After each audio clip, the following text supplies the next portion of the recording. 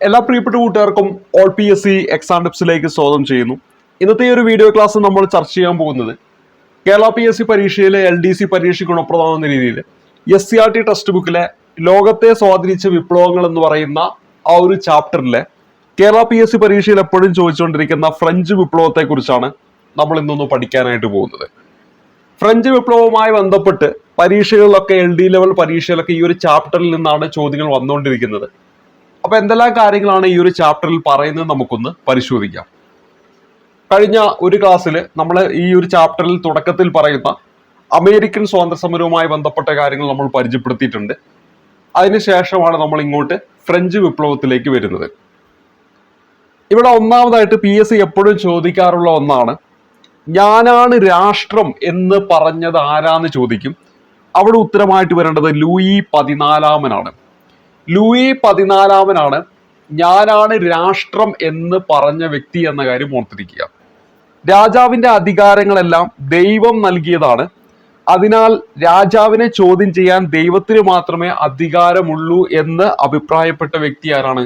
Louis 14 ഞാനാണ് രാഷ്ട്രം എന്ന് അഭിപ്രായപ്പെട്ടത് ലൂയി 14 അദ്ദേഹം തന്നെയാണ് രാജാവിന്റെ അധികാരങ്ങളെല്ലാം ദൈവം നൽകിയതാണ്. അതിനാൽ രാജാവിനെ ചോദ്യം ചെയ്യാൻ ദൈവത്തിന് മാത്രമേ അധികാരമുള്ളൂ എന്ന് അഭിപ്രായപ്പെട്ടതും ആര് തന്നെയാണ്? ലൂയി 14 കാര്യം ഓർത്തിരിക്കുക. ഇനി ഇവിടെ പറഞ്ഞിരിക്കുന്ന മറ്റൊന്നാണ് ലൂയി 15 അദ്ദേഹമാണ് പറഞ്ഞത് എനിക്ക് ശേഷം പ്രളയം എന്ന് പറഞ്ഞത് ലൂയി 15 ഇവിടെ നമ്മൾ പരിചയപ്പെട്ടിരിക്കുന്ന പ്രധാനപ്പെട്ട കുറെ വ്യക്തികൾ പറഞ്ഞ വാക്കുകളാണ്. ഫ്രഞ്ച് വിപ്ലവവുമായി ബന്ധപ്പെട്ട് ലൂയി 14 പറഞ്ഞത് ഞാനാണ് രാഷ്ട്രം, രാജാവിന്റെ അധികാരങ്ങളെല്ലാം ദൈവം നൽകിയതാണ്. അതിനാൽ രാജാവിനെ ചോദ്യം ചെയ്യാൻ ദൈവത്തിന് മാത്രമേ അധികാരമുള്ളൂ. ലൂയി 15 എനിക്ക് ശേഷം പ്രളയം എന്നാണ് പറഞ്ഞത്. അതുപോലെ തന്നെ മേരി ആന്റോയിനറ്റ് നിങ്ങൾക്ക് റൊട്ടിയില്ലെങ്കിൽ എന്താ കേക്ക് തിന്നുകൂടെ എന്ന് അഭിപ്രായപ്പെട്ടതുമാരാണ്? ഫ്രഞ്ച് വിപ്ലവവുമായി ബന്ധപ്പെടുത്തിയിട്ട് മേരി ആന്റോയിനറ്റ് ആണ്. അതോടൊപ്പം തന്നെ ഈ വേഴ്സായി കൊട്ടാരം, ഈ ഒരു ചിത്രത്തിൽ കാണുന്ന വേഴ്സായി കൊട്ടാരം ഫ്രഞ്ച് വിപ്ലവവുമായി ബന്ധപ്പെട്ട് ഫ്രാൻസിന്റെ അധികാര കേന്ദ്രമാണ് ഈ പറയുന്ന വേഴ്സായി കൊട്ടാരം എന്ന കാര്യം ഓർത്തിരിക്കുക. ഇവിടെ നമ്മൾ ഇപ്പോൾ പരിചയപ്പെട്ട ഈ വാക്കുകളിലൂടെ എന്തെല്ലാം കാര്യങ്ങളാണ് ആ ഒരു കാലഘട്ടത്തിൽ ഫ്രഞ്ച് സമൂഹവുമായി ബന്ധപ്പെടുത്തി നമുക്ക് മനസ്സിലാകുന്നത് എന്ന് ചോദിച്ചുകൊണ്ടാണ് ഈ ഒരു അധ്യായത്തിൽ ഫ്രഞ്ച് വിപ്ലവം എന്ന ഈ ഒരു ടോപ്പിക്ക് ആരംഭിക്കുന്നത്. 17-18 നൂറ്റാണ്ടുകളിൽ ഫ്രാൻസിന്റെ ഭരണം നിയന്ത്രിച്ചിരുന്നവരുടെ ചില പ്രസ്താവനകളും അവരുടെ അധികാര കേന്ദ്രമാണ് വേഴ്സായി കൊട്ടാരം. അത് കൃത്യമായിട്ട് ഓർത്തിരിക്കുക. വേഴ്സായി കൊട്ടാരം എന്താണ്? ഫ്രഞ്ച് വിപ്ലവവുമായി ബന്ധപ്പെട്ടിരിക്കുന്നു, ഫ്രാൻസിന്റെ അധികാര കേന്ദ്രമാണെന്ന കാര്യം ഓർത്തിരിക്കുക. നമ്മളോട് പരിചയപ്പെട്ട ഏതാനും വാക്കുകളിൽ നിന്ന് നമുക്ക് മനസ്സിലാക്കിയെടുക്കണം, ഏകാധിപത്യ ഭരണമാണ് ആ കാലയളവിൽ ഫ്രാൻസിൽ നിലനിന്നിരുന്നതെന്നും ഭരണാധികാരികൾ ധൂർത്തന്മാരായിരുന്നു എന്നും നമ്മൾ അവിടെ ഓർത്തെടുക്കണം. അതായത് മേരി ആന്റോയിനറ്റിന്റെ ഈ ഒരു വാക്കിൽ നിന്ന് നമുക്ക് മനസ്സിലാക്കാൻ പറ്റും, നിങ്ങൾക്ക് റൊട്ടിയില്ലെങ്കിൽ എന്താ കേക്ക് തിന്നുകൂടെ എന്ന ഒരു വാക്കിൽ നിന്ന് തന്നെ നമുക്ക് മനസ്സിലാക്കാൻ പറ്റും ഭരണാധികാരികൾ എന്താണ്? ധൂർത്തന്മാരാണ് എന്ന് മനസ്സിലാക്കാൻ പറ്റും. ഇവിടെ നമ്മൾ ഈ ഒരു ചാപ്റ്ററിന്റെ തുടക്കത്തിൽ PSC പരീക്ഷകളൊക്കെ ചോദിക്കുന്ന കുറച്ച് വാക്കുകൾ നൽകി. അത് ആരെല്ലാമാണ് പറഞ്ഞതെന്ന് ഓർത്തിരിക്കണം. വേഴ്സായി കൊട്ടാരം എന്തുമായി ബന്ധപ്പെട്ടിരിക്കുന്നു? ഫ്രാൻസിന്റെ അധികാര കേന്ദ്രമാണ്, ഫ്രഞ്ച് വിപ്ലവവുമായി ബന്ധപ്പെട്ടിരിക്കുന്നു തുടങ്ങിയ കാര്യങ്ങൾ ഓർത്തിരിക്കുക. ഫ്രാൻസിൽ 10-9 പേരും പട്ടിണി കൊണ്ട് മരിച്ചപ്പോൾ 10ാമത്തെ ആൾ ദഹനക്കേട് ബാധിച്ചാണ് മരിച്ചത് എന്നൊരു സെന്റൻസും കൂടെ ഇവിടെ നൽകുന്നതിൽ നിന്ന് എന്താണ് മനസ്സിലാക്കേണ്ടത്? ഒരു വിഭാഗം ദാരിദ്ര്യം അനുഭവിക്കുമ്പോൾ മറ്റൊരു വിഭാഗം വളരെയധികം ധൂർത്തന്മാരായിട്ട് ജീവിക്കുന്നു എന്ന ഒരു സൂചനയാണ് ഈ ഒരു സെന്റൻസിൽ നിന്ന് നമുക്ക് ലഭിക്കേണ്ടത്. ഫ്രാൻസ് എന്ന് പറയുന്ന ആ ഒരു രാജ്യം ആ ഒരു കാലഘട്ടത്തിൽ എന്താണ് 10-9 പേരും എന്താണ് പട്ടിണി കൊണ്ട് മരിക്കുമ്പോൾ, ഭൂരിഭാഗം ആൾക്കാരും പട്ടിണി കൊണ്ട് മരിക്കുമ്പോൾ ഈ ഉയർന്ന ആൾക്കാര്, പ്രഭുക്കന്മാരായ ആൾക്കാര്, ചക്രവർത്തിമാരായ ആൾക്കാരൊക്കെ എന്താണ് അമിതമായി ഈ പട്ടിണിയോ ആ നാട്ടിന്റെ ദാരിദ്ര്യമോ ഒന്നും നോക്കാതെ ധൂർത്തടിക്കുകയും അങ്ങനെ എന്താണ് അവര് ഇവിടെ പറയുന്നത് എന്താണ്? ദഹനക്കേട് ബാധിച്ചാണ് മരിക്കുന്നത്. അവരുടെ ജീവിതം എന്താണ്? ആഡംബരം നിറഞ്ഞതാണ് എന്ന് ഈ ഒരു ചാപ്റ്ററിന്റെ തുടക്കത്തിൽ കൊച്ചു കൂട്ടുകാർക്ക് പറഞ്ഞു പോവുകയാണ്. ഫ്രാൻസിലെ ഭൂരിഭാഗം ജനങ്ങളും ദുരിതത്തിലായിരുന്നുവെന്നും ഭരണാധികാരികൾ ഉൾപ്പെട്ട ന്യൂനപക്ഷം ആഡംബരവും ധൂർത്തും നിറഞ്ഞ ജീവിതമാണ് നയിച്ചതെന്നും ഇതിൽ നിന്ന് നമുക്ക് എന്ത് ചെയ്യാം, മനസ്സിലാക്കാൻ പറ്റും. ഫ്രാൻസിൽ നിലനിന്ന സാമൂഹിക സാമ്പത്തിക അസമത്വങ്ങളായിരുന്നു ഈ അവസ്ഥ സൃഷ്ടിച്ചത്. ഇനി വളരെ ഇമ്പോർട്ടന്റ് ആയിട്ടുള്ള ഒരു പോയിന്റിലേക്കാണ് വരുന്നത്. ഫ്രഞ്ച് സമൂഹത്തെ 3 തട്ടുകളായി തിരിച്ചിരുന്നു. അപ്പൊ ആ കാലഘട്ടത്തിൽ ഫ്രഞ്ച് സമൂഹത്തെ എത്ര തട്ടുകളായിട്ട് തിരിച്ചിരുന്നു? 3 തട്ടുകളായിട്ട് തിരിച്ചിരുന്നു. ഇവയെ എസ്റ്റേറ്റുകൾ എന്നാണ് അറിയപ്പെട്ടത്. 1-ാം എസ്റ്റേറ്റ്, 2-ാം എസ്റ്റേറ്റ്, 3-ാം എസ്റ്റേറ്റ് ഇങ്ങനെയാണ് അറിയപ്പെട്ടത്. അപ്പൊ ഫ്രഞ്ച് സമൂഹത്തെ എത്ര തട്ടുകളായി തിരിച്ചിരുന്നു? 3 തട്ടുകളായി തിരിച്ചിരുന്നു. അവയെ എന്തു പേരിൽ അറിയപ്പെട്ടു? എസ്റ്റേറ്റുകൾ എന്ന പേരിലാണ് അറിയപ്പെട്ടത്. അങ്ങനെ എന്താണ് 3 എസ്റ്റേറ്റുകളായിട്ട് അന്ന് ഫ്രഞ്ച് സമൂഹത്തെ വിഭജിച്ചിട്ടുണ്ടായിരുന്നു എന്ന കാര്യം ഓർത്തിരിക്കുക. ആ എസ്റ്റേറ്റുകളാണ്, അതിൽ ആരെല്ലാം ഉൾപ്പെടുന്നു എന്നതാണ് ഇവിടെ ഈ ഒരു ചിത്രത്തിൽ നിങ്ങൾക്ക് കാണാൻ പറ്റുന്നത്. ഫ്രഞ്ച് സമൂഹത്തെ 1-ാം എസ്റ്റേറ്റ് എന്നും അതേപോലെ തന്നെ 2-ാം എസ്റ്റേറ്റ് എന്നും അതേപോലെ 3-ാം എസ്റ്റേറ്റ് എന്നും 3ആയിട്ട് തരംതിരിച്ചു. അതിൽ 1-ാം എസ്റ്റേറ്റിൽ പുരോഹിതന്മാരാണ് ഉൾപ്പെട്ടിരുന്നത്. 2-ാം എസ്റ്റേറ്റിൽ പ്രഭുക്കന്മാരും 3-ാമത്തെ എസ്റ്റേറ്റിൽ കച്ചവടക്കാർ, എഴുത്തുകാർ, അഭിഭാഷകർ, ഉദ്യോഗസ്ഥർ, അധ്യാപകർ, ബാങ്കർമാർ എന്നിവരടങ്ങിയ മധ്യവർഗവും കർഷകരും കൈത്തൊഴിലുകാരും. ഭൂരിഭാഗം ആൾക്കാർ എവിടെയാണ് ഉൾപ്പെടുന്നത്? ഈ പറയുന്ന 3-ാമത്തെ എസ്റ്റേറ്റിലാണെന്ന കാര്യം ഓർത്തിരിക്കുക. അപ്പൊ ഇവിടെ ഫ്രഞ്ച് സമൂഹത്തെ 3 എസ്റ്റേറ്റുകളായിട്ട് ഡിവൈഡ് ചെയ്തിട്ടുണ്ടായിരുന്നു. അതിൽ 1-ാം എസ്റ്റേറ്റിൽ പുരോഹിതന്മാരാണെങ്കിൽ 2-ാം എസ്റ്റേറ്റിൽ പ്രഭുക്കന്മാരാണ്, 3-ാമത്തെ എസ്റ്റേറ്റിലാണ് ബാക്കി വരുന്ന ഭൂരിഭാഗം ആൾക്കാരും ഉൾക്കൊണ്ടത്. ഇതിൽ 1-ാം എസ്റ്റേറ്റുകാർക്ക് കിട്ടിയിരിക്കുന്ന കുറച്ച് കാര്യങ്ങളാണ്. ധാരാളം ഭൂപ്രദേശം കൈവശം വെച്ചവരാണ് 1-ാം എസ്റ്റേറ്റിൽ ഉൾപ്പെട്ട ഈ പുരോഹിതന്മാര്. കർഷകരിൽ നിന്നും തിതേ എന്ന പേരിലുള്ള നികുതി പിരിച്ചിരുന്നു. അപ്പൊ കർഷകരിൽ നിന്ന്, അതായത് ഈ പറഞ്ഞ 3-ാമത്തെ എസ്റ്റേറ്റിൽ ഉൾപ്പെട്ട കർഷകരിൽ നിന്ന് തിതേ എന്ന പേരിൽ എന്താണ്, നികുതി പിരിച്ചിരുന്നു ഈ പറയുന്ന 1-ാമത്തെ എസ്റ്റേറ്റിൽ പെടുന്ന പുരോഹിതന്മാർ എന്ന പോയിന്റ് ഓർത്തിരിക്കുക. അതൊക്കെ സ്റ്റേറ്റ്മെന്റ് രൂപത്തിൽ വരാവുന്ന സെന്റൻസുകളാണ്. കർഷകരിൽ നിന്നും തിതേ എന്ന പേരിൽ നികുതി പിരിച്ചിരുന്നു. 1-ാം എസ്റ്റേറ്റിൽ പെട്ട പുരോഹിതന്മാർ എന്നൊരു സ്റ്റേറ്റ്മെന്റ് നൽകിയാൽ അത് എന്താണ്, ശരിയായിട്ടുള്ള ഒരു സ്റ്റേറ്റ്മെന്റ് ആണ്. എല്ലാത്തരം നികുതികളിൽ നിന്നും ആര് ഒഴിവാക്കപ്പെട്ടിരുന്നു? 1-ാം എസ്റ്റേറ്റുകാർ ഒഴിവാക്കപ്പെട്ടിരുന്നു. ഭരണത്തിലെയും സൈന്യത്തിലെയും ഉയർന്ന പദവികൾ അവരെന്താണ്, നിയന്ത്രിച്ചിരുന്നു. ആ കാലയളവിൽ ഫ്രഞ്ച് സമൂഹത്തിലെ ഭരണത്തിലെയും സൈന്യത്തിലെയും ഉയർന്ന പദവികൾ എന്താണ്, 1-ാം എസ്റ്റേറ്റിൽ ഉൾപ്പെട്ടവരെന്താണ്, നിയന്ത്രിച്ചിരുന്നു എന്ന കാര്യം ഓർത്തിരിക്കുക. ഇനി 2-ാമത്തെ എസ്റ്റേറ്റ്, അതായത് പ്രഭുക്കന്മാർ ഉൾപ്പെടുന്ന എസ്റ്റേറ്റിലേക്ക് വരുമ്പോൾ സൈനിക സേവനം നടത്തി എന്നതാണ്. തൊട്ടു മുമ്പ് നമ്മൾ പറഞ്ഞു ഭരണത്തിലെയും അതേപോലെ തന്നെ സൈനിക തലത്തിലെയും ഉയർന്ന പദവികൾ ഈ പറയുന്ന 1-ാം എസ്റ്റേറ്റിലുള്ളവരാണ് നിയന്ത്രിച്ചിരുന്നതെങ്കിൽ 2-ാം എസ്റ്റേറ്റിലേക്ക് വരുമ്പോൾ സൈനിക സേവനമാണ് അവർ നടത്തിയിരുന്നത്. കർഷകരിൽ നിന്ന് പലതരം നികുതികൾ എന്താണ്, പിരിച്ചിരുന്നു ഈ പറയുന്ന 2-ാം എസ്റ്റേറ്റിൽ ഉൾപ്പെടുന്നവർ. തൊട്ടു മുമ്പ് നമ്മൾ പറഞ്ഞു കർഷകരിൽ നിന്ന് തിതേ എന്ന പേരിലുള്ള നികുതി പിരിച്ചിരുന്നു 1-ാം എസ്റ്റേറ്റുകാർ. ഇവിടെ 2-ാം എസ്റ്റേറ്റിൽ പെടുന്നവർ എന്താണ്, പലതരത്തിലുള്ള നികുതികൾ എന്താണ്, കർഷകരിൽ നിന്ന് പിരിച്ചിരുന്നു. വേതനം നൽകാതെ കർഷകരെ കൊണ്ട് എന്താണ്, ഇവര് പണിയെടുപ്പിച്ചു. നികുതികളിൽ നിന്ന് ഒഴിവാക്കപ്പെട്ടിരുന്നു ഈ പറയുന്ന 2-ാം എസ്റ്റേറ്റിൽ ഉൾപ്പെടുന്നവരും. ആഡംബര ജീവിതമാണ് ഇവർ നയിച്ചിരുന്നത്. വിശാലമായ ഭൂപ്രദേശമൊക്കെ ഇവരുടെ കൈവശം ഉണ്ടായിരുന്നു. ഇതാണ് ഈ പറയുന്ന 2-ാം എസ്റ്റേറ്റിൽ പെട്ടവരുടെ പ്രത്യേകത. 3-ാം എസ്റ്റേറ്റ് എന്ന് പറയുന്നത് സാധാരണക്കാരൊക്കെ ഉൾപ്പെടുന്ന എസ്റ്റേറ്റ് ആണ്.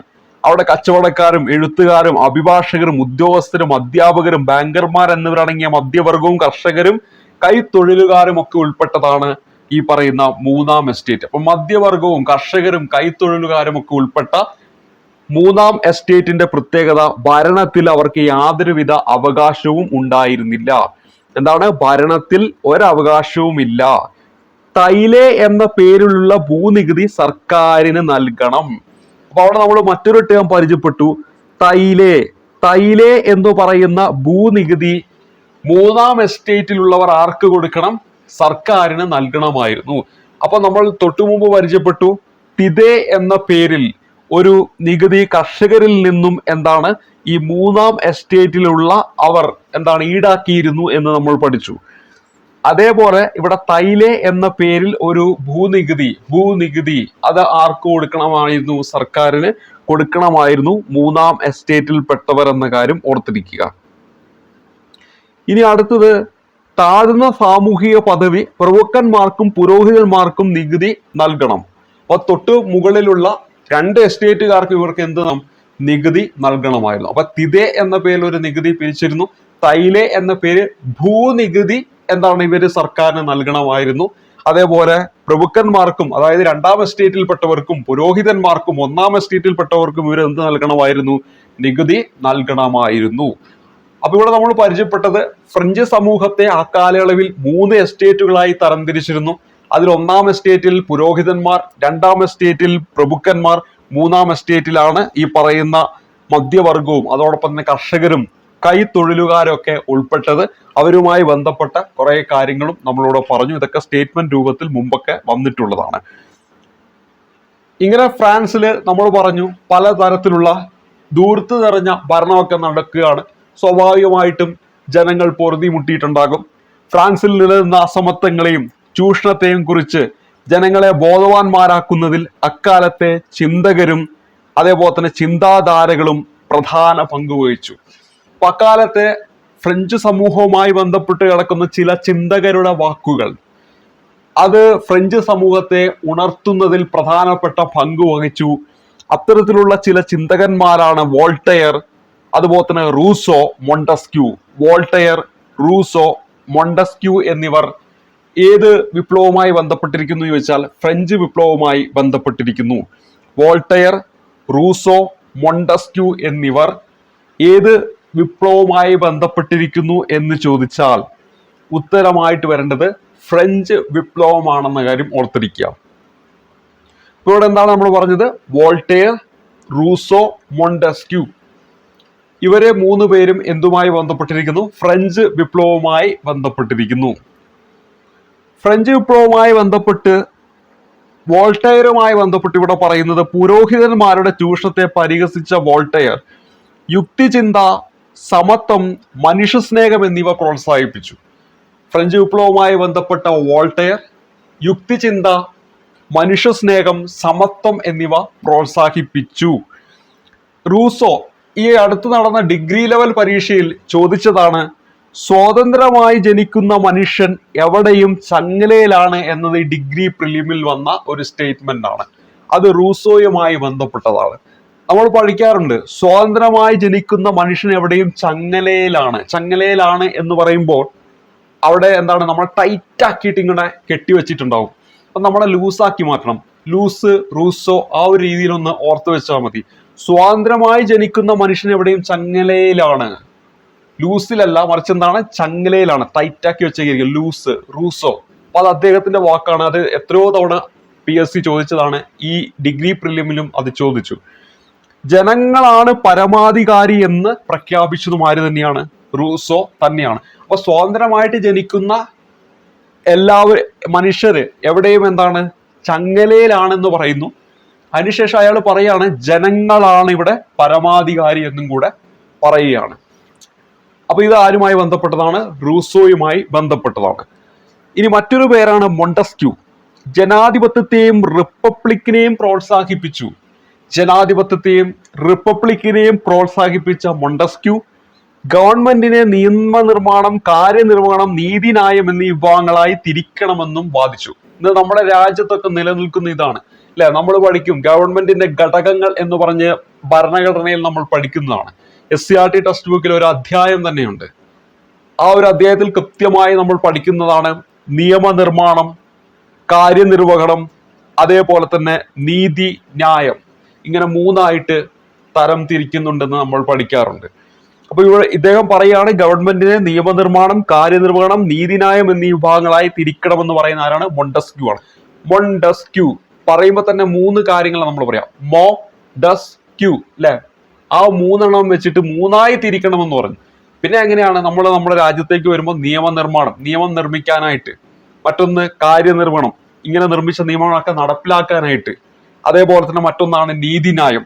നീതിന്യായം നമ്മുടെ കോടതികളൊക്കെ ഉൾപ്പെടുന്നത്. അപ്പൊ ഇങ്ങനെ 3ആയിട്ട് തിരിക്കണമെന്ന് ആര് പറയുകയാണ്? മൊണ്ടസ്ക്യൂ പറയുകയാണ്. അപ്പോൾ വോൾട്ടയർ, റൂസോ, മൊണ്ടസ്ക്യൂ എന്നിവരെല്ലാം ഫ്രഞ്ച് വിപ്ലവവുമായി ബന്ധപ്പെട്ടതാണ്. പുരോഹിതന്മാരുടെ ചൂഷണത്തെ പരിഹസിച്ച യുക്തിചിന്ത, സമത്വം, മനുഷ്യസ്നേഹം എന്നിവ പ്രോത്സാഹിപ്പിച്ച വോൾട്ടയറും സ്വാതന്ത്ര്യമായി ജനിക്കുന്ന മനുഷ്യനെവിടെയും ചങ്ങലയിലാണ് എന്ന് പ്രസ്താവന നടത്തിയ റൂസോയും, ജനങ്ങളാണ് പരമാധികാരി എന്ന് പ്രഖ്യാപിച്ച റൂസോയും, മൊണ്ടസ്ക്യൂ ജനാധിപത്യത്തെയും റിപ്പബ്ലിക്കിനെയും പ്രോത്സാഹിപ്പിക്കുകയും ഗവൺമെന്റിന്റെ നിയമനിർമ്മാണം, കാര്യനിർവഹണം, നീതിന്യായം എന്നിങ്ങനെ മൂന്നായിട്ട് തിരിക്കാൻ വാദിച്ചതുമാര് തന്നെയാണ് മൊണ്ടസ്ക്യൂ ആണെന്ന കാര്യം ഓർത്തിരിക്കുക. അപ്പോൾ നമ്മൾ പരിചയപ്പെട്ട ഇതെല്ലാം PSC പരീക്ഷയിൽ വേണമെങ്കിൽ ഓരോ സ്റ്റേറ്റ്മെന്റ് രൂപത്തിൽ ചോദിക്കാവുന്നതാണ്. അത് കൃത്യമായിട്ട് നമ്മൾ എന്ത് ചെയ്യണം, പഠിച്ച് വെക്കണം. ഇനി അടുത്തായിട്ട് പരിചയപ്പെടുന്നത് ഫ്രഞ്ച് വിപ്ലവവുമായി ബന്ധപ്പെട്ട് ഫ്രഞ്ച് വിപ്ലവത്തിലേക്കുള്ള ആ ഒരു പാത, അതാണ് നമ്മളിവിടെ ഇനി ചാപ്റ്ററിൽ പറഞ്ഞു പോകുന്നത്. ഫ്രാൻസിലെ ബൂർബൻ രാജാക്കന്മാർ, ഇപ്പോൾ വേണമെങ്കിൽ ചോദിക്കാം, ബൂർബൻ രാജാക്കന്മാർ ഏതു വിപ്ലവവുമായി ബന്ധപ്പെട്ടിരിക്കുന്നു, അല്ലെ ഏത് രാജ്യവുമായി ബന്ധപ്പെട്ടിരിക്കുന്നു? ഫ്രാൻസ് ആണെന്ന കാര്യം ഓർത്തിരിക്കുക. ഈ ബൂർബൻ രാജാക്കന്മാരും പുരോഹിതരും പ്രഭുക്കന്മാർ തുടങ്ങിയവർ നയിച്ച ആഡംബര ജീവിതം, ധൂർത്ത്, യുദ്ധങ്ങൾ എന്നിവയും തുടർച്ചയായ വരൾച്ചയും കൃഷിനാശവും ഫ്രാൻസിനെ സാമ്പത്തിക സ്ഥിതി അതീവ ഗുരുതരമാക്കി. അമേരിക്കൻ സ്വാതന്ത്ര്യ സമരത്തിൽ കോളനികളെ സമ്പത്തും സൈന്യവും നൽകി ഫ്രാൻസിലെ ഭരണാധികാരികൾ സഹായിച്ചതും സാമ്പത്തിക പ്രതിസന്ധിയെ രൂക്ഷമാക്കി. ജനങ്ങളുടെ മേൽ പുതിയ നികുതികൾ എന്താണ് ചുമത്തുന്നതിന് വേണ്ടിയിട്ട് 1789 ചക്രവർത്തിയായിരുന്ന ലൂയി 16 ജനപ്രതിനിധി സഭയായ സ്റ്റേറ്റ് ജനറൽ വിളിച്ചു ചേർത്തു. അപ്പൊ ഇവിടെ എന്താണ്, ഫ്രാൻസ് നമ്മൾ തൊട്ടു മുമ്പ് പരിചയപ്പെട്ട പല കാരണങ്ങളാൽ അവിടുത്തെ സാമ്പത്തിക സ്ഥിതി വളരെയധികം പരിതാപകരമായ അവസ്ഥയിലേക്ക് വരികയും അങ്ങനെ ജനങ്ങളുടെ മേൽ നികുതികൾ ചുമത്തേണ്ടതായിട്ട് വരികയും അതിനുവേണ്ടി 1789 ഫ്രഞ്ച് വിപ്ലവവുമായി ബന്ധപ്പെട്ട വർഷമാണ് 1789. 1789 ജനപ്രതിനിധി സഭയായ സ്റ്റേറ്റ് ജനറൽ വിളിച്ചു ചേർത്ത ചക്രവർത്തി ആരാണെന്ന് ചോദിച്ചാൽ ഉത്തരമായിട്ട് വരേണ്ടത് അത് ലൂയി 16 കാര്യം ഓർത്തിരിക്കുക. 1789 ചക്രവർത്തിയായ ലൂയി 16 ജനപ്രതിനിധി സഭയായ സ്റ്റേറ്റ് ജനറൽ. അപ്പൊ ആ ജനപ്രതിനിധി സഭ അറിയപ്പെടുന്ന പേരെന്താണ്? ഫ്രാൻസിലെ ജനപ്രതിനിധി സഭ അറിയപ്പെടുന്ന പേരെന്താണ്? സ്റ്റേറ്റ് ജനറൽ എന്നാണെന്ന കാര്യം ഓർത്തിരിക്കുക. നമ്മൾ തൊട്ടു മുമ്പ് പരിചയപ്പെട്ടു, ഫ്രഞ്ച് സമൂഹത്തെ 3 തട്ടുകളായിട്ട് ഡിവൈഡ് ചെയ്തു. 1ാം എസ്റ്റേറ്റ്, 2ാം എസ്റ്റേറ്റ്, 3ാം എസ്റ്റേറ്റ് എന്ന്. അതുപോലെ ഈ സ്റ്റേറ്റ് ജനറലും 3ആയിട്ട് തരംതിരിച്ചു എന്ന കാര്യം ഓർക്കുക. സ്റ്റേറ്റ് ജനറലിനും എന്താണ് 3 എസ്റ്റേറ്റുകൾ ഉണ്ടായിരുന്നു.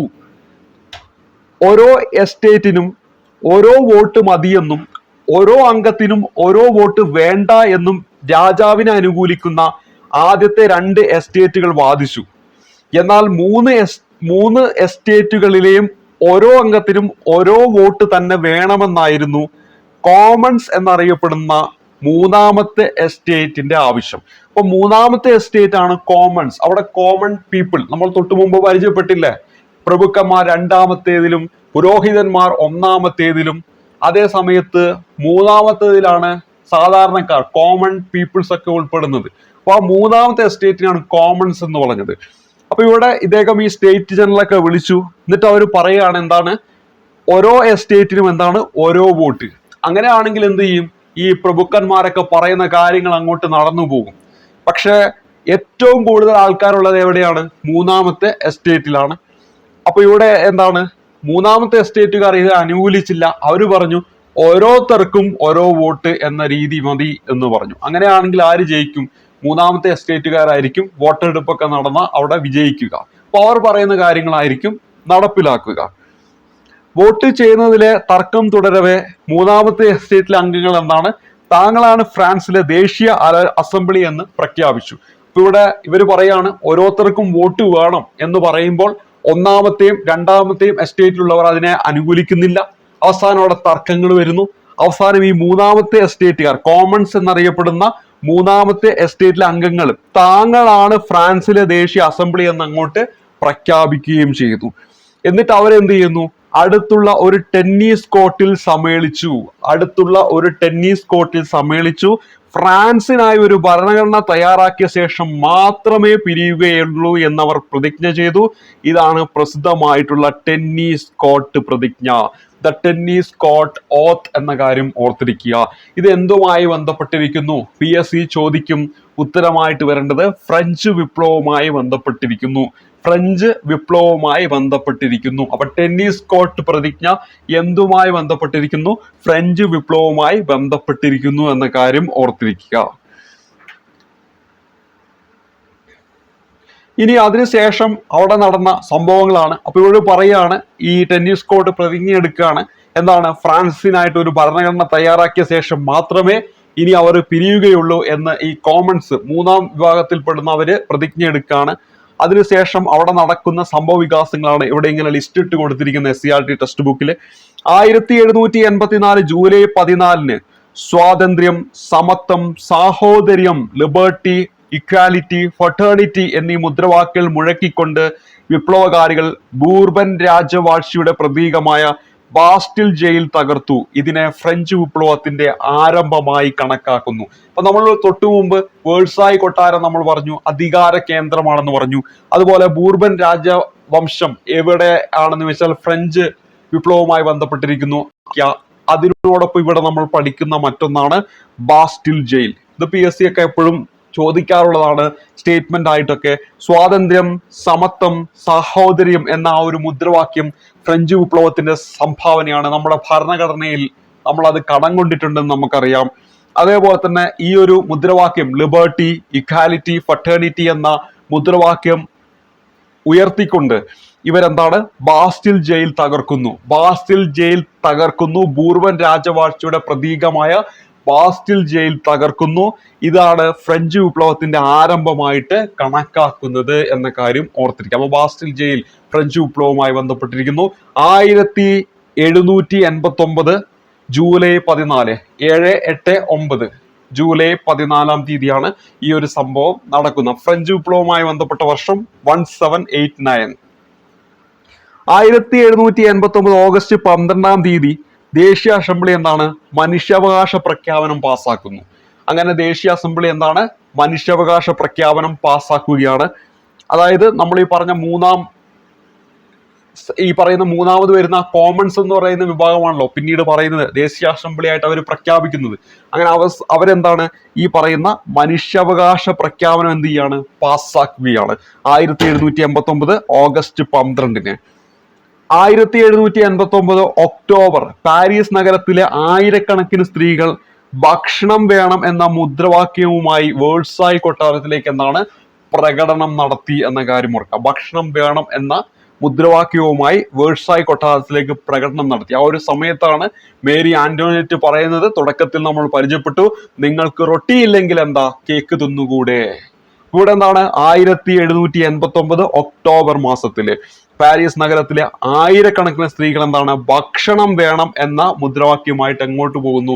ഫ്രാൻസിന്റെ അധികാര കേന്ദ്രം എന്നറിയപ്പെടുന്ന വേഴ്സായി കൊട്ടാരത്തിലേക്ക് പ്രകടനം നടത്തുന്നു. 1792 സെപ്റ്റംബർ മാസത്തിൽ പുതുതായി രൂപീകരിച്ച ഭരണഘടന അനുസരിച്ച് തിരഞ്ഞെടുക്കപ്പെട്ട ദേശീയ കൺവെൻഷൻ ഫ്രാൻസിനെ ഒരു റിപ്പബ്ലിക് ആയിട്ട് പ്രഖ്യാപിച്ചു. അപ്പൊ ഫ്രാൻസിനെ ഒരു റിപ്പബ്ലിക് ആയിട്ട് പ്രഖ്യാപിച്ചു 1792 സെപ്റ്റംബർ മാസത്തില് ഫ്രാൻസിനെ ഒരു റിപ്പബ്ലിക് ആയിട്ട് പ്രഖ്യാപിച്ചു എന്ന കാര്യം ഓർത്തിരിക്കുക. ഇപ്പൊ ഇവിടെ നമ്മൾ പരിചയപ്പെട്ട എന്തെല്ലാമാണ്? സ്വാതന്ത്ര്യം, സമത്വം, സാഹോദര്യം, ലിബർട്ടി, ഇക്വാലിറ്റി ആൻഡ് ഫെർട്ടേണിറ്റി എന്ന മുദ്രാവാക്യങ്ങൾ മുഴക്കിക്കൊണ്ട് വിപ്ലവകാരികൾ എന്താണ്? ബൂർബൻ രാജവാഴ്ചയുടെ പ്രതീകമായിരുന്ന ബാസ്റ്റിൽ ജയിൽ തകർക്കുന്നു. അതാണ് ഫ്രഞ്ച് വിപ്ലവത്തിന്റെ ആരംഭമായി കണക്കാക്കുന്നത്. അത് പ്രീവിയസ് ആയിട്ട് ചോദിച്ചിട്ടുള്ളതാണ്, കൃത്യമായി ഓർത്തിരിക്കുക.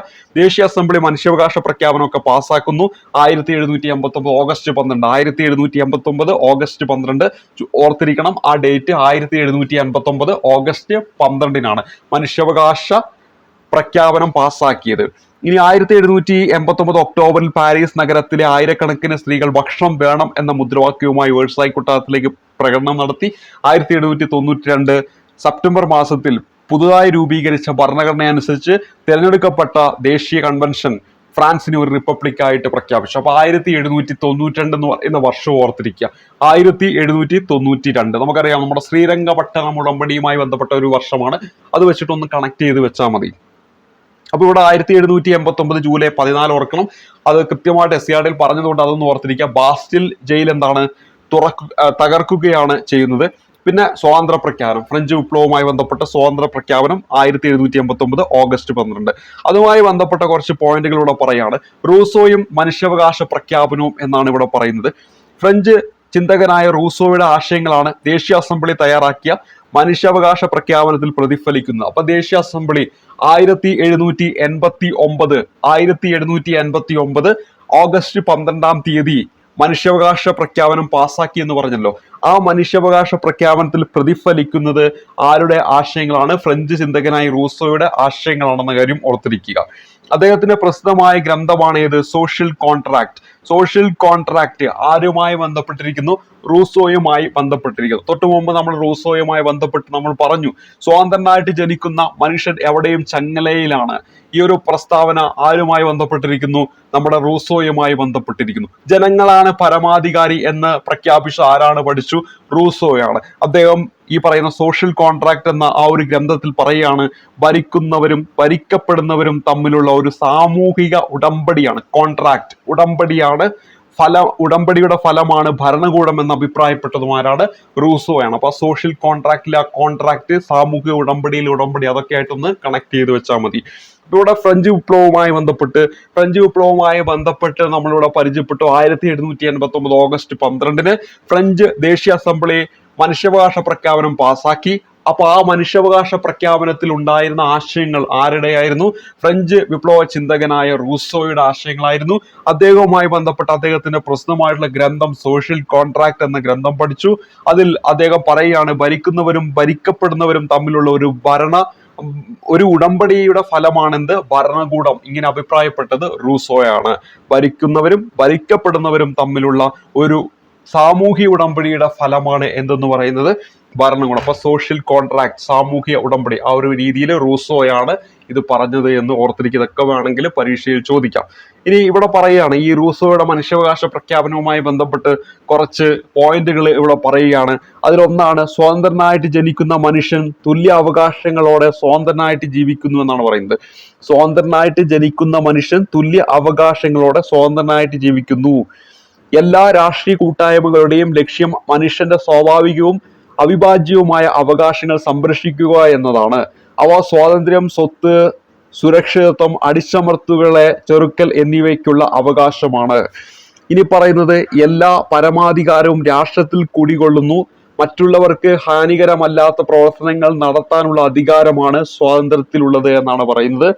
അടുത്ത പോയിന്റ് പറയുന്നത്, സമൂഹത്തിന് ഹാനികരമാകുന്ന പ്രവർത്തനങ്ങളെ വിലക്കാനുള്ള അവകാശം മാത്രമേ നിയമത്തിനുള്ളൂ എന്നും പറയുന്നു. അപ്പോൾ മനുഷ്യാവകാശ പ്രഖ്യാപനത്തിൽ പറഞ്ഞിരിക്കുന്ന കുറച്ച് ഇമ്പോർട്ടൻറ്റ് പോയിന്റുകളാണ് നമ്മളിവിടെ പരിചയപ്പെട്ടത്. എന്താണ്? സ്വതന്ത്രനായിട്ട് ജനിക്കുന്ന മനുഷ്യൻ തുല്യ അവകാശങ്ങളോടെ സ്വതന്ത്രനായിട്ട് ജീവിക്കുന്നു. അപ്പൊ സ്വതന്ത്രനായിട്ട് ജനിക്കുന്ന മനുഷ്യൻ തുല്യ അവകാശങ്ങളോടെ സ്വതന്ത്രനായിട്ട് ജീവിക്കുന്നു. എല്ലാ രാഷ്ട്രീയ കൂട്ടായ്മകളുടെയും ലക്ഷ്യം മനുഷ്യന്റെ സ്വാഭാവികവും അവിഭാജ്യവുമായ അവകാശങ്ങൾ സംരക്ഷിക്കുക എന്നതാണെന്നാണ് പറയുന്നത്. അവ സ്വാതന്ത്ര്യം, സ്വത്ത്, സുരക്ഷിതത്വം, അടിച്ചമർത്തലുകളെ ചെറുക്കൽ എന്നിവയ്ക്കുള്ള അവകാശമാണ്. എല്ലാ പരമാധികാരവും രാഷ്ട്രത്തിൽ കുടികൊള്ളുന്നു. മറ്റുള്ളവർക്ക് ഹാനികരമല്ലാതെ പ്രവർത്തനങ്ങൾ നടത്താനുള്ള അധികാരമാണ് സ്വാതന്ത്ര്യത്തിലുള്ളത് എന്ന് പറയുന്നു. സമൂഹത്തിന് ഹാനികരമാകുന്ന പ്രവർത്തനങ്ങളെ വിലക്കാനുള്ള അവകാശം മാത്രമാണ് നിയമത്തിനുള്ളത്. ഇതൊക്കെ ഈ പറയുന്ന മനുഷ്യാവകാശ പ്രഖ്യാപനം നമ്മളെ ഫ്രാൻസിലെ 1789 ഓഗസ്റ്റ് 12 ഫ്രഞ്ച് ദേശീയ അസംബ്ലി പാസാക്കിയ മനുഷ്യാവകാശ പ്രഖ്യാപനത്തിൽ പറയുന്ന ചില സെന്റൻസുകളാണെന്ന കാര്യം ഓർക്കുക. ഇനി നമ്മൾ അടുത്തായിട്ട് പരിചയപ്പെടുന്നത് ഭീകരവാഴ്ച എന്ന് പറയുന്ന ഒരു ഭാഗമാണ്. 1793 ജൂലൈയില് ഫ്രാൻസിന്റെ ആഭ്യന്തര കാര്യങ്ങൾ നിയന്ത്രിക്കുന്നതിനായി റോബസ്പിയറുടെ നേതൃത്വത്തിൽ ഒരു പൊതു സുരക്ഷാ കമ്മിറ്റി രൂപീകരിച്ചു. ആരുടെ നേതൃത്വത്തിലാണ്? റോബസ്പിയറുടെ നേതൃത്വത്തിലാണ്. മിറാബോ, ഡാന്റൺ തുടങ്ങിയവർ ഇതിലെ അംഗങ്ങളായിരുന്നു. ശത്രുക്കളെന്ന് തോന്നിയ എല്ലാവരെയും ഗില്ലറ്റിൻ എന്ന യന്ത്രം ഉപയോഗിച്ച് നിഷ്കരുണം വധിച്ചു എന്ന കാര്യം ഓർക്കുക. നിരവധി പ്രഭുക്കന്മാരും പുരോഹിതന്മാരും ഇതിന് ഇരയായി ലൂയി 16 ഫ്രഞ്ച് വിപ്ലവവുമായി ബന്ധപ്പെട്ട ആ ഒരു സമയത്തെ ചക്രവർത്തി ആരെന്ന് ചോദിച്ചാൽ ലൂയി 16 ആ ലൂയി 16 അവരുടെ ഭാര്യയാണ് മേരി ആന്റോയിനറ്റ്. നമ്മൾ ഓൾറെഡി പഠിച്ചു. നിങ്ങൾക്ക് റൊട്ടി ഇല്ലെങ്കിൽ എന്താ കേക്ക് തിന്നുകൂടെ എന്ന് പറഞ്ഞ മേരി ആന്റോയിനറ്റ് ഗില്ലറ്റിന് എന്താണ് ഇരയായവരിൽ ഉൾപ്പെടുന്നു. അവസാനം ഈ പറഞ്ഞ റോബസ്പിയറും എന്താണ് ഈ പറയുന്ന ഗില്ലറ്റിന് ഇരയായി എന്ന കാര്യം ഓർക്കുക.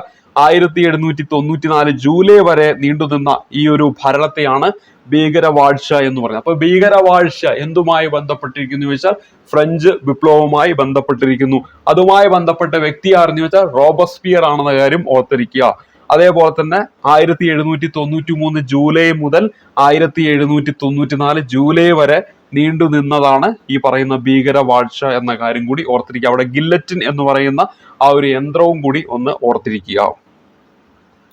ഇനി അടുത്തത് ഫ്രാൻസ് തുമ്മിയാൽ യൂറോപ്പിനാകെ ജലദോഷം പിടിക്കുക എന്നതാണ് ഇവിടെ അടുത്തതായിട്ട് നൽകിയിരിക്കുന്നത്. അതായത് ഫ്രഞ്ച് വിപ്ലവം ലോകത്തിനാകെ സ്വാധീനം ചെലുത്തിയിട്ടുണ്ട്. പ്രത്യേകിച്ച് യൂറോപ്പിലെ മറ്റ് പ്രദേശങ്ങളെ ഇതൊരു പുത്തൻ ഉണർവിലേക്ക് നയിച്ചിട്ടുണ്ട് എന്ന കാര്യം ഓർത്തിരിക്കുക. അതാണ് ഇവിടെ പറയുന്നത്. ഫ്രഞ്ച് വിപ്ലവത്തിന്റെ സ്വാധീനത്തെ കുറിച്ച് ഓസ്ട്രിയൻ ഭരണാധികാരിയായിരുന്ന മെറ്റേർണിക് പറഞ്ഞ അഭിപ്രായമാണ് ഏത്? ഫ്രാൻസ് തുമ്മിയാൽ യൂറോപ്പിനാകെ ജലദോഷം പിടിക്കും. നമുക്ക് ജലദോഷം പിടിച്ചാൽ മെറ്റെ പോയി കിടക്കും ഓർത്ത് വെച്ചാൽ മെറ്റേർണിക് എന്ന ആ ഒരു പേര് നമുക്ക് ഓർത്തിരിക്കാം. അപ്പൊ ഇവിടെ എന്താണ് ഫ്രഞ്ച് വിപ്ലവത്തിന്റെ സ്വാധീനത്തെ കുറിച്ച് ഓസ്ട്രിയൻ ഭരണാധികാരിയായ മെറ്റേർണിക് പറഞ്ഞതാണ് ഫ്രാൻസ് തുമ്മിയാൽ യൂറോപ്പിനാകെ ജലദോഷം പിടിക്കും എന്നത്. ഇനി ഈ ഫ്രഞ്ച് വിപ്ലവം സ്വാധീനിച്ചത്, അതായത് ഫ്രഞ്ച് വിപ്ലവത്തിന്റെ സ്വാധീനമാണ് നമ്മളിവിടെ പറയുന്നത്. അങ്ങനെ ഫ്രഞ്ച് വിപ്ലവം നടക്കുന്നു. ആ ഫ്രഞ്ച് വിപ്ലവത്തിന്റെ ഫലമായിട്ട് മറ്റ് പ്രദേശങ്ങളിലേക്ക് പിൽക്കാലത്ത് ഇതൊരു സ്വാധീനമായിട്ട് മാറിയിട്ടുണ്ട്. അതിലിവിടെ പറയുന്നു പിൽക്കാലത്ത് ലോകത്തുണ്ടായ എല്ലാ വിപ്ലവങ്ങളുടെയും ആവേശം പകർന്നു എന്നാണ് ഇവിടെ പറയുന്നത്. പിൽക്കാലത്ത് ലോകത്തുണ്ടായ എല്ലാ വിപ്ലവങ്ങൾക്കും എന്താണ് ഈ ഫ്രഞ്ച് വിപ്ലവം ആവേശം പകർന്നു. യൂറോപ്പിൽ ഫ്യൂഡൽ വ്യവസ്ഥയുടെ അന്ത്യം കുറിക്കുകയും സ്വേച്ഛാധിപത്യ ഭരണകൂടങ്ങൾക്ക് ഭീഷണിയാകുകയും ചെയ്തു ഈ പറയുന്ന ഫ്രഞ്ച് വിപ്ലവം. രാജ്യമെന്നാൽ പ്രദേശമല്ല, രാജ്യത്തെ ജനങ്ങളാണെന്ന് പ്രഖ്യാപിച്ചു. ജനകീയ പരമാധികാരം എന്ന ആശയം മനുഷ്യരാശിക്ക് നൽകിയതും ഈ പറയുന്ന ഫ്രഞ്ച് വിപ്ലവത്തിന്റെ ഒരു സംഭാവനയാണ്. അതേപോലെ തന്നെ ദേശീയതയുടെ ആവിർഭാവത്തിന് വഴിയൊരുക്കി. മധ്യവർഗത്തിന്റെ വളർച്ചയെ സഹായിച്ചു. സ്വാതന്ത്ര്യം, സമത്വം, സാഹോദര്യം എന്ന ആശയത്തിന്റെ പ്രചരണം. ഇതെല്ലാം എന്തുമായി ബന്ധപ്പെട്ടിരിക്കുന്നു? ഫ്രഞ്ച് വിപ്ലവവുമായി ബന്ധപ്പെട്ടിരിക്കുന്നു. ഫ്രഞ്ച് വിപ്ലവത്തിന് സ്വാധീനമാണ്. പിൽക്കാലത്ത് ലോകത്തുണ്ടായ എല്ലാ വിപ്ലവങ്ങൾക്കും ആവേശം പകർന്നു. യൂറോപ്പിൽ ഫ്യൂഡൽ വ്യവസ്ഥയുടെ അന്ത്യം കുറിക്കുകയും സ്വേച്ഛാധിപത്യ ഭരണകൂടങ്ങൾക്ക് ഭീഷണിയാകുകയും ചെയ്തു. രാജ്യമെന്നാൽ പ്രദേശമല്ല, രാജ്യത്തെ ജനങ്ങളാണ് എന്ന് പ്രഖ്യാപിച്ചു. രാജ്യമെന്നാൽ പ്രദേശമല്ല, രാജ്യത്തെ ജനങ്ങളാണ് എന്ന് പ്രഖ്യാപിച്ചു ഈ പറയുന്ന ഫ്രഞ്ച് വിപ്ലവത്തിൽ. നമ്മൾ അടുത്തതായിട്ട് ഇവിടെ പറയുന്നത് എന്താണ്? ജനകീയ പരമാധികാരം എന്ന ആശയം മനുഷ്യരാശിക്ക് നൽകി ഈ പറയുന്ന ഫ്രഞ്ച് വിപ്ലവം. ദേശീയതയുടെ ആവിർഭാവത്തിന് വഴിയൊരുക്കി. മധ്യവർഗത്തിന്റെ വളർച്ചയെ സഹായിച്ചു. അതേപോലെ തന്നെ സ്വാതന്ത്ര്യം, സമത്വം, സാഹോദര്യം എന്ന ആശയത്തിന്റെ പ്രചരണം. പിൽക്കാലത്ത് ലോകത്തുണ്ടായ എല്ലാ വിപ്ലവങ്ങൾക്കും എന്താണ് ഇത് ആവേശം പകർന്നു എന്ന കാര്യം ഓർത്തിരിക്കുക. നമ്മൾ ഇന്നലെ ഈ പറയുന്ന അമേരിക്കൻ സ്വാതന്ത്ര്യ സമരവുമായി ബന്ധപ്പെട്ടും ഇത്തരത്തിൽ അമേരിക്കൻ സ്വാതന്ത്ര്യ സമരം ലോകത്തെ എങ്ങനെയെല്ലാം സ്വാധീനിച്ചു എന്നതുമായി ബന്ധപ്പെട്ടും ഇത്തരത്തിലുള്ള കുറെ പോയിന്റുകൾ അവിടെയും പഠിച്ചിട്ടുണ്ട്. അപ്പൊ ഈ രണ്ട് കാര്യങ്ങളും പരസ്പരം കമ്പയർ ചെയ്ത് പഠിച്ചു വെക്കാൻ മാറിപ്പോരുത്. അപ്പൊ ഇതൊക്കെ പരീക്ഷകളിൽ എന്താണ് ചോദ്യമായിട്ട് നമുക്ക് പ്രതീക്ഷിക്കാവുന്നതാണ്. ഇപ്പൊ ഇവിടെ നമ്മൾ ഈ ഒരു സ്ക്രീനിൽ കാണുന്നതാണ് പിൽക്കാല ലോക ചരിത്രത്തിൽ അമേരിക്കൻ സ്വാതന്ത്ര്യ സമരത്തിന്റെ സ്വാധീനം എന്ന് പറഞ്ഞുകൊണ്ട് ഇന്നലെ നമ്മൾ പഠിച്ചത്. പിൽക്കാല സ്വാതന്ത്ര്യ സമരങ്ങൾക്കും വിപ്ലവങ്ങൾക്കും പ്രചോദനവും ലക്ഷ്യബോധവും നൽകി. റിപ്പബ്ലിക്കൻ ഭരണരീതി എന്ന ആശയം മുന്നോട്ട് വെച്ചു. ആദ്യത്തെ എഴുതപ്പെട്ട ഭരണഘടന തയ്യാറാക്കി. സംസ്ഥാനങ്ങൾക്ക് സ്വാതന്ത്ര്യവും അധികാരവും നൽകുന്ന ഫെഡറൽ രാഷ്ട്രം എന്ന ആശയം ലോകത്തിന് നൽകി. ഇത് എന്തുമായി ബന്ധപ്പെട്ടതാണ്? അമേരിക്കൻ സ്വാതന്ത്ര്യ സമരവുമായി ബന്ധപ്പെട്ടതാണ് കാര്യം ഓർക്കുക. നമ്മൾ തൊട്ടു മുമ്പ് പരിചയപ്പെട്ടത് നമ്മൾ ഇന്നിവിടെ ചർച്ച ചെയ്യുന്ന ഫ്രഞ്ച് വിപ്ലവത്തിന്റെ സ്വാധീനവുമായി ബന്ധപ്പെട്ട കാര്യങ്ങളാണ്. പരസ്പരം മാറിപ്പോരുത്. ഇനി നമ്മൾ അടുത്ത് പരിചയപ്പെടുന്നത് ഫ്രഞ്ച് വിപ്ലവം ഇന്ത്യയും എന്ന് പറയുന്ന ഒരു കോളമാണ്. ലോകത്താകമാനം സ്വാധീനം ചെലുത്തിയ ഫ്രഞ്ച് വിപ്ലവം മൈസൂരിലെ ഭരണാധികാരിയായിരുന്ന ടിപ്പു സുൽത്താനെയും സ്വാധീനിച്ചു. ബ്രിട്ടീഷ് സാമ്രാജ്യത്തിനെതിരായി പോരാടാനുള്ള ഒരു തന്ത്രമായി ടിപ്പു ഫ്രഞ്ചുകാരുമായുള്ള സഖ്യത്തെ കണക്കാക്കി. പൗരനായ ടിപ്പു, സിറ്റിസൺ ടിപ്പു എന്ന പേര് സ്വീകരിച്ച അദ്ദേഹം ഫ്രഞ്ച് വിപ്ലവത്തിന്റെ ഓർമ്മയ്ക്കായി തന്റെ തലസ്ഥാനമായ ശ്രീരംഗപട്ടണത്ത് സ്വാതന്ത്ര്യത്തിന്റെ മരം ട്രീറ്റി ഓഫ് ലിബർട്ടി നടുകയും ഫ്രഞ്ച് ക്ലബായ ജാക്കോബിനിൽ എന്താണ് അംഗമാവുകയും ചെയ്തു. അപ്പോൾ ഫ്രഞ്ച് ക്ലബായ ജാക്കോബിനിൽ അംഗമായ ഭരണാധികാരി, മൈസൂർ ഭരണാധികാരിയാണ് ടിപ്പു. അതേപോലെ തന്നെ ശ്രീരംഗപട്ടണത്ത് സ്വാതന്ത്ര്യത്തിന്റെ മരം നടുകയും ചെയ്തു ടിപ്പു എന്നീ കാര്യങ്ങളൊന്ന് ഓർത്തിരിക്കുക. നെപ്പോളിയനും ഫ്രഞ്ച് വിപ്ലവവും. മഹത്തായ ലക്ഷ്യങ്ങൾക്കായി വിപ്ലവം നടത്തിയ ഫ്രഞ്ച് ജനതയ്ക്ക് കുറച്ചു കാലം നെപ്പോളിയൻ ബോണപ്പാർട്ടിന്റെ ഏകാധിപത്യ ഭരണത്തിൽ കീഴിൽ കഴിയേണ്ടി വന്നു. അതായത് ഈ ഫ്രഞ്ച് വിപ്ലവമൊക്കെ കഴിഞ്ഞു. അതായത് പിന്നീട് എന്താണ് ഈ പറയുന്ന നെപ്പോളിയന്റെ കീഴിൽ എന്താണ് ഫ്രഞ്ച് ഭരണം വരികയാണ്. അതാണ് ഇവിടെ നമ്മൾ ഈ ഒരു ചാപ്റ്ററിൽ പറയുന്നത്. ഫ്രഞ്ച് വിപ്ലവാനന്തരം ബ്രിട്ടന്റെ നേതൃത്വത്തിൽ ഫ്രാൻസിനെതിരായി രൂപീകരിക്കപ്പെട്ട യൂറോപ്യൻ സഖ്യത്തെ നേരിട്ട് വിജയം വരിക്കുന്നതിൽ സുപ്രധാന പങ്കുവഹിച്ച ആരാണ്? നെപ്പോളിയൻ ആയിരുന്നു. ഫ്രഞ്ച് വിപ്ലവാനന്തരം ബ്രിട്ടന്റെ നേതൃത്വത്തിൽ ഫ്രാൻസിനെതിരായി രൂപീകരിക്കപ്പെട്ട യൂറോപ്യൻ സഖ്യത്തെ നേരിട്ട് വിജയം കഴിക്കുന്നത് ആരുടെ നേതൃത്വത്തിലാണ്? നെപ്പോളിയന്റെ നേതൃത്വത്തിലാണ്. 1799 മറ്റൊരു പ്രധാനപ്പെട്ട വർഷമാണ്. 1799 നെപ്പോളിയൻ എന്താണ് ഫ്രാൻസിന്റെ അധികാരം പിടിച്ചെടുക്കുന്നു. ഒരു ഏകാധിപതി ആയിരുന്നെങ്കിലും നിരവധി പരിഷ്കാരങ്ങൾ അദ്ദേഹം നടപ്പിലാക്കി. ഫ്രഞ്ച് വിപ്ലവം മുന്നോട്ട് വെച്ച ചില ആശയങ്ങളും ലക്ഷ്യങ്ങളുമായിരുന്നു ഈ പരിഷ്കാരങ്ങൾക്ക് പ്രചോദനമായത്. അവ എന്തെല്ലാം എന്നാണ് ഇവിടെ പറയുന്നത്. അപ്പൊ നെപ്പോളിയൻ മുന്നോട്ട് വെച്ച കുറച്ച് പരിഷ്കാരങ്ങളാണ്. ഇതൊക്കെ PSC പരീക്ഷയിൽ ചോദിച്ചിട്ടുള്ളതാണ്. കർഷകരെ എന്താണ് കൃഷിഭൂമിയുടെ ഉടമകളാക്കി. പൊതുകടം ഇല്ലാതാക്കാൻ ഇത് ഓർത്തിരിക്കുക. സിക്കിംഗ് ഫണ്ട് എന്ന പേരിൽ ഒരു പ്രത്യേക ഫണ്ട് രൂപീകരിച്ചു. സിക്കിംഗ് ഫണ്ട് എന്ന പേരിൽ പ്രത്യേക ഒരു ഫണ്ട് രൂപീകരിച്ചു. ഗതാഗത പുരോഗതിക്കായി നിരവധി റോഡുകളൊക്കെ അദ്ദേഹം നിർമ്മിച്ചു. പുരോഹിതന്മാരുടെ മേൽ എന്താണ് രാജ്യത്തിന് നിയന്ത്രണം ഏർപ്പെടുത്തി. പുരോഹിതന്മാർക്ക് മേൽ എന്താണ് രാജ്യത്തിന് നിയന്ത്രണം ഏർപ്പെടുത്തി. സാമ്പത്തിക പ്രവർത്തനങ്ങൾക്കായിട്ട് ബാങ്ക് ഓഫ് ഫ്രാൻസ് സ്ഥാപിച്ചു നെപ്പോളിയൻ.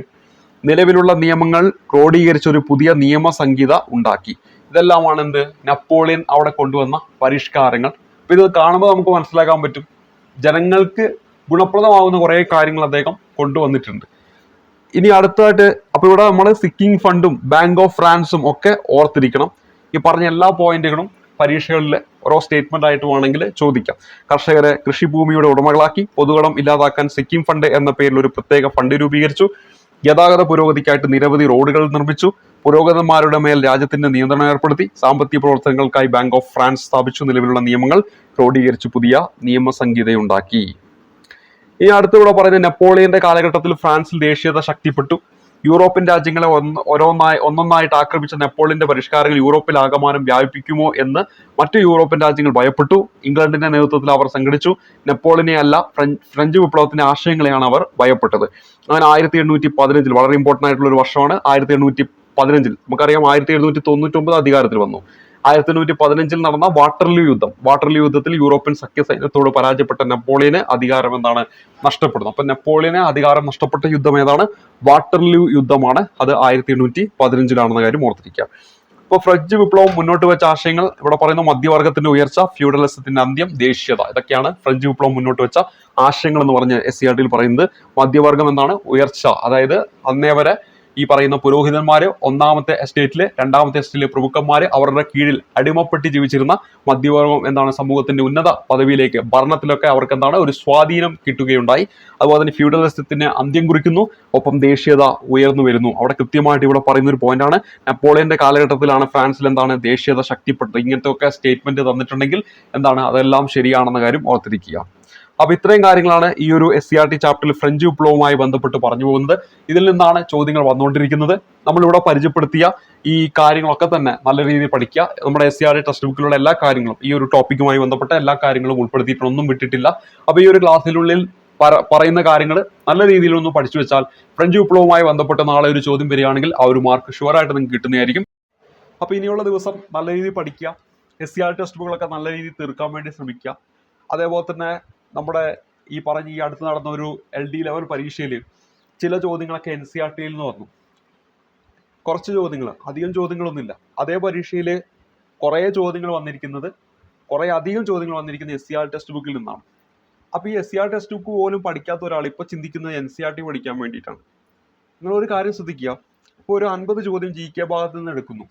അതിലൊരു 2 ചോദ്യം NCERT നിന്ന് വന്നേക്കാം. സ്വാഭാവികമാണ്. അത് ക്വസ്റ്റ്യൻ ഇടുന്ന ആളുടെ ഒരു പ്രത്യേകതയാണ്. ബാക്കി വരുന്ന ചോദ്യങ്ങളൊക്കെ വരുന്നത് എവിടെ നിന്നാണ്? SCERT ടെക്സ്റ്റ് ബുക്കിൽ നിന്നാണ്.